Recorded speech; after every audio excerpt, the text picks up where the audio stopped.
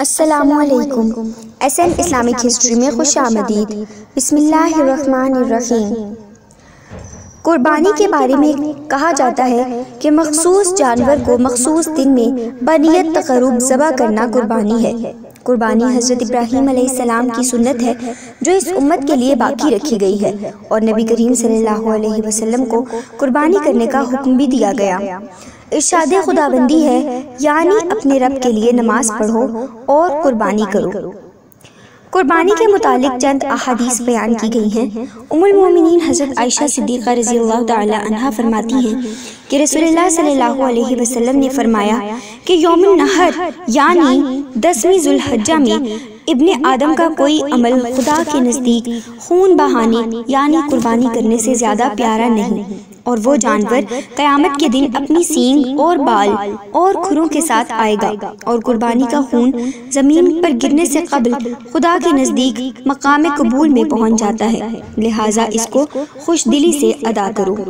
حضرت ابو ہریرہ رضی اللہ تعالی عنہ سے روایت ہے کہ رسول اللہ صلی اللہ علیہ وسلم نے فرمایا، جس میں وسعت ہو اور قربانی نہ کرے وہ ہماری عیدگاہ کے قریب بھی نہ آئے۔ صحابہ نے عرض کی، یا رسول اللہ صلی اللہ علیہ وسلم، قربانی کیا ہے؟ تو فرمایا کہ تمہارے باپ ابراہیم علیہ السلام کی سنت ہے۔ لوگوں نے عرض کیا، یا رسول اللہ، ہمارے لیے اس میں کیا ثواب ہے؟ فرمایا، ہر بال کے مقابلے میں نیکی ہے۔ حضرت علی رضی اللہ تعالی عنہ سے روایت ہے کہ رسول اللہ صلی اللہ علیہ وسلم نے فرمایا کہ ہم جانوروں کے کان اور آنکھیں غور سے دیکھ لیں اور اس کی قربانی نہ کریں جس کے کان کا اگلا حصہ کٹا ہوا ہو، اور نہ اس کی جس کے کان کا پچھلا حصہ کٹا ہو، نہ اس کی جس کا کان پھٹا ہو یا کان میں سوراخ ہو۔ اس حدیث شریف سے معلوم ہوا کہ جانور میں کوئی عیب نہ ہو۔